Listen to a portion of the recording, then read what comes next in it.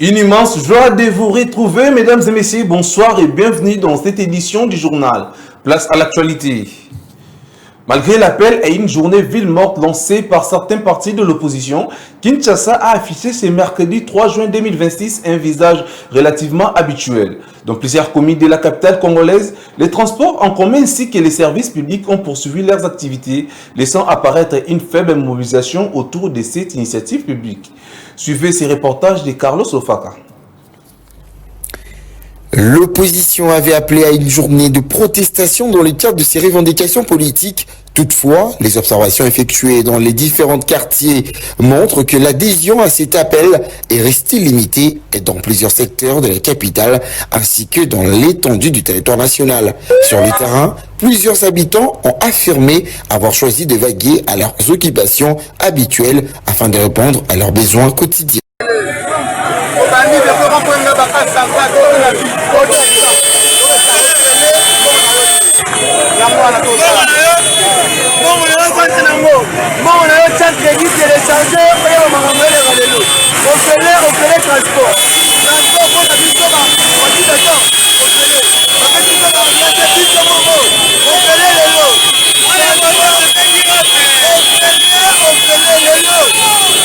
Certains, les difficultés économiques actuelles ne permettent pas de suspendre les activités professionnelles et commerciales.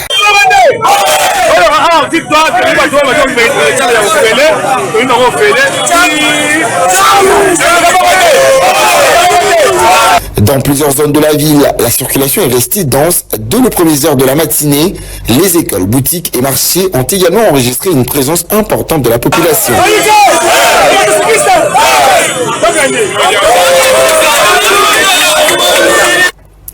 De leur côté, les autorités avaient invité les citoyens à poursuivre librement leurs activités tout en respectant l'ordre public. Aucun incendie majeur n'a été signalé dans la plupart des communes au cours de la journée. Cette situation illustre les divergences d'opinion qui existent au sein de la population quinoise concernant les stratégies politiques proposées par les différents acteurs de la scène nationale. La journée ville morte observée ce mercredi a perturbé le déroulement des activités dans plusieurs établissements scolaires, précisément à Delvaux, où certaines écoles sont restées fermées, tandis que d'autres ont préféré renvoyer les élèves à leur domicile par mesure de sécurité. Reportage de Ketiambaki.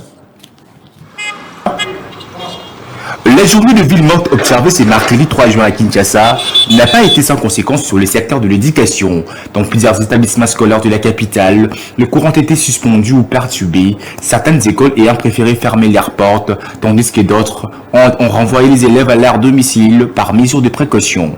Au-delà de son impact immédiat, cette situation soulève la question de la continuité de l'enseignement dans un contexte marqué par des mouvements sociaux et politiques récurrents. Chaque journée de cours perdu représente un retard de l'exécution du programme scolaire et affecte directement les apprenants.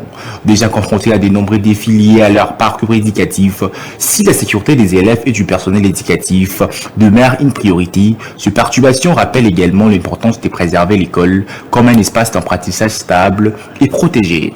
Elle met en évidence la nécessité pour les différents acteurs de trouver des mécanismes permettant de concilier l'expression de revendications citoyennes avec les droits fondamentaux à l'éducation.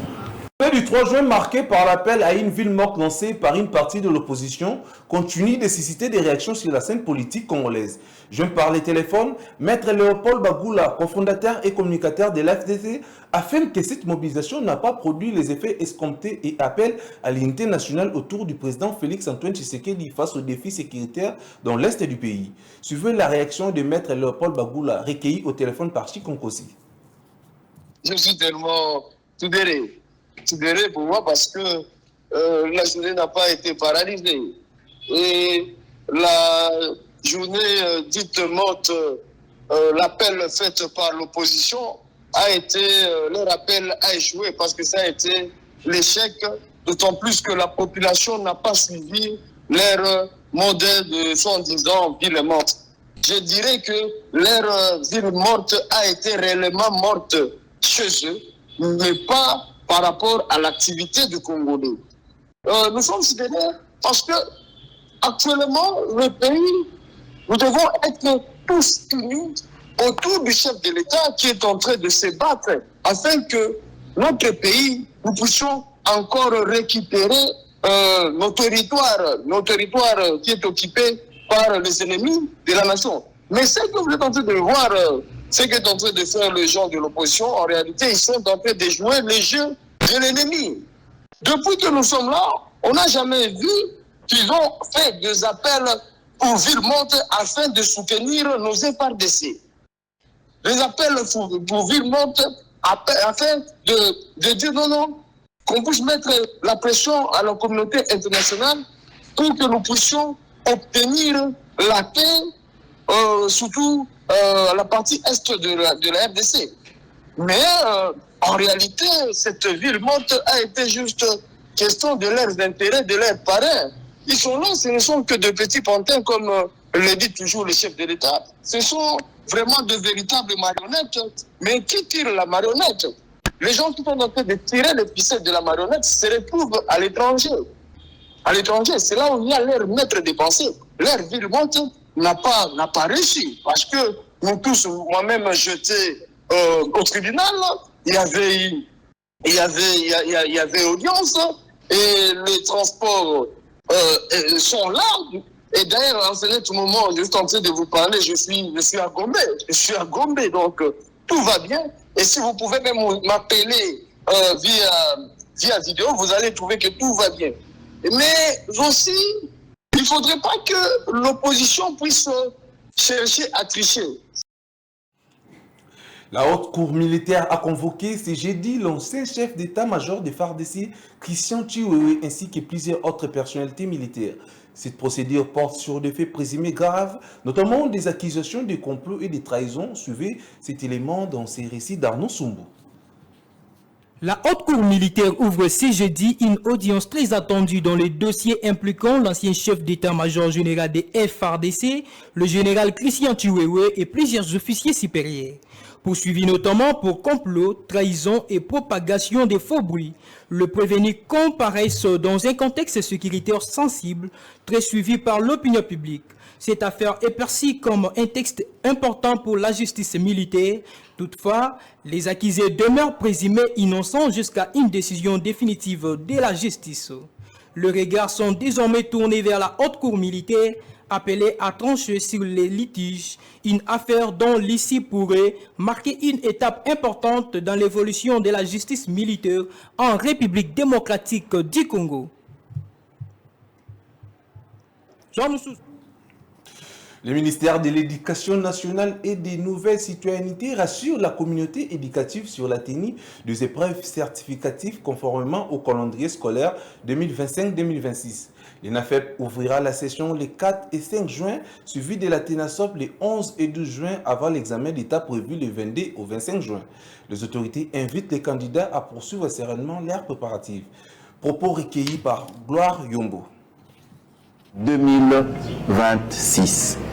Pour ce qui est de l'orientation, c'est-à-dire le TENASOSP, là, les dates sont restées les mêmes, que ce soit au niveau de l'ancien calendrier ou du nouveau réaménagé, c'est-à-dire que du jeudi 11 au vendredi 12 juin 2026. Quant à la session ordinaire de l'examen d'État, mais aussi au test du jury national du cycle court, le GYNACIC, qui pratiquement se déroule durant la même période et le même jour. La session ordinaire est prévue du lundi 22 au jeudi 25 2026. Quant à ce qui est de l'épidémie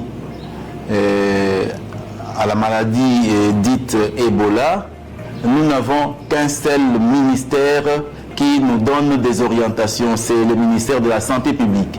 Ainsi, nous sommes tous tenus à respecter scrupuleusement les différentes recommandations qui sont émises.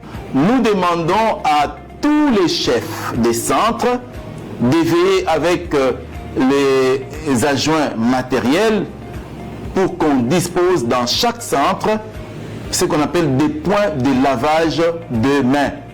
Et il ne faut pas que les enfants se lavent des mains avec de l'eau simple, mais il faut aussi que là où on se lave les mains, qu'on ait du savon, qu'on ait des gels hydroalcooliques. Le troisième... Parlons à présent de l'actualité internationale. La situation de la mer est préoccupante au Moyen-Orient après des frappes attribuées à l'Iran ayant endommagé l'aéroport international de Koweït le mardi 2 juin. Dans le même temps, Téhéran a mis en garde les pays du Golfe qui apporteraient leur soutien aux opérations militaires américaines, une escalade qui ravive les craintes d'un élargissement du conflit dans la région. L'élément dans ces récits. La tension continue de monter au Moyen-Orient. Le Koweït a été frappé ce mardi 3 juin par une attaque attribuée à l'Iran. L'aéroport international du pays a subi d'importants dégâts, perturbant les activités aériennes et renforçant les inquiétudes sécuritaires dans la région. Cette attaque intervient dans un contexte de confrontation grandissante entre l'Iran et les États-Unis. Depuis plusieurs semaines, les échanges de menaces et les opérations militaires se multiplient, faisant connexion du conflit au-delà des frontières iraniennes. Dans une déclaration ferme, Téhéran a averti le pays du Golfe. Les autorités iraniennes estiment que tout État hébergeant des bases militaires américaines et permettant des opérations contre l'Iran pourrait être considéré comme une cible légitime, un message qui vise notamment les alliés de Washington présents dans la région. Face à cette escalade, plusieurs pays renforcent leurs dispositifs de sécurité tandis que la communauté internationale appelle à la retenue. Les craintes d'un embrassement régional sont désormais au cœur des préoccupations diplomatiques. Pour de nombreux observateurs, cette nouvelle attaque marque un tournant dans la crise actuelle. Si aucune solution politique n'est trouvée rapidement, le risque de voir les conflits s'étendre à l'Assemblée du Golfe devient de plus en plus réel. Une situation suivie des prix par le monde entier, tant ses conséquences pourraient affecter la stabilité régionale et l'économie. Rentrons en Afrique. Lors d'un point de presse, Ousmane Sonko a annoncé le retrait de son parti des discussions relatives à la formation du futur gouvernement, évoquant des divergences sur les conduites des affaires publiques, une déclaration qui pourrait avoir des répercussions sur les équilibres politiques et les rapports de force au sein du pouvoir sénégalais. Propos recueillis d'Ousmane Sonko. Le président de la République, son Excellence Bassirou Diomaye Diakhar Faye, m'a convié en tant que Premier ministre